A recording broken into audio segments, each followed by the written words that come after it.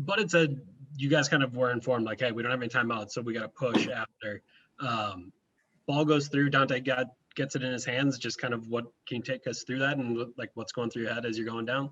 I looked back and nobody was there, and I was kind of the first one down the court. So Dante passes it, and it's pretty much me and Dylan Burks one-on-one. So just took an opportunity. Thought I made a nice play and knocked down a shot.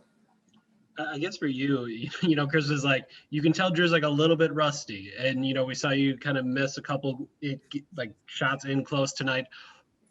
How good does it feel? And I know you were talking about at the end of the Clippers game, like, yeah, man, I wanted to close this game out. Just where are you at, and how good did it feel knowing that you are a little rusty right now to get that shot? It just felt good to be out there at the end of the game. Even though we felt like we had an opportunity there to kind of break it open, but a big win where they came back and played hard, and we could finish it out right before the break. But to knock down the shot, for me personally, feels really good just to get into the break. Jim Wazarski. Jrue. Did you, on the steal, I guess, is that something that you can set up, just with the way you position your body to force which hand? I don't know, like, or was that just he showed a ball and you were able to just kind of flick it? People actually ask me the question all the time. I don't know. It just kind of happens where I think that I make the right read, and at that time I felt like when he got low, he was in my chest and I was squared up, and I just saw the ball. He dribbled it kind of high and really just reached for it and got the steal of Bud with the clutch timeout. So I just think I was lucky enough to make a pretty good play. I realize you watched probably too many games for your liking, but I guess as you guys go into the break, to have this kind of win, I know the Clippers game was closing it out with stops. This was won differently. What does that, I guess, mean for the squad, do you think, in terms of going forward? And since you guys have talked so much about learning and building on things, what, to be able to do this? Yeah, just that we can make it through adversity, just to be able to close out different type of games. Like you said, the Clipper game was about stops, and this one came down to getting a stop and making a play on the offensive end, which I feel like the team that we have the manpower and the firepower to be able to do that. So it feels good. Again, it feels good to get a win going into the break, but just knowing that, another game it might be Chris. Another game it could be Dante, and we know how Giannis is when it comes to buckets. So I feel like we definitely have a very a lot of people who can just go down the stretch and get a bucket when you need one. Darius Joshua. Hey, Jrue, I see you're wearing Bobby's underdog mask there. A year ago, next Thursday, the NBA made a decision where it postponed all of its games, where you were with New Orleans, obviously, at the time. You were in Sacramento. I'm wondering if you can kind of take me through what that day was like, that night was like, where, like, kind of how did you find out your game was being postponed, and I guess what was happening across the league? I think we were watching OKC and Utah, and they didn't play. I think they had said that somebody on the team, or I think it was somebody on the team. I don't think it was, or somebody on the team had gotten it, and they were postponing their game. And then they had also said, we had found out that one of the refs that were reffing our game, I think worked the Jazz game, like the game before or something like that. And what we got for this?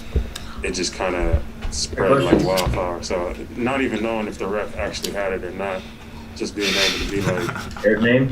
What's the smartest for us? What's the smartest for Come our on, family? give me something. Especially because at the time, let my bird wings, man. We're going back to our This families. is We're on a Those are your favorites? Trip. That's the best one? What's the smartest thing for us and our families? And we I guess waited, for you, seeing Jrue with that Sacramento shot, I went know. out and they were warming up, but once we got confirmation that like the ref was with them, I think we just all kind of decided not to play, and from there, we were postponed into the bubble. And kind of with that, obviously, a year later now, you're playing in a pandemic season. You unfortunately had your own encounter with COVID-19 as well. I'm just kind of wondering, what are the lessons learning from this? Going through the bubble, no fans there. Now you're, a couple months later, you're already in another season in a new city, and obviously everything you've gone through yourself and the team's gone through in that time. Right. I'm not gonna lie, it's been weird. It's been weird. That was the last time that we saw like a group of fans, arena filled with fans.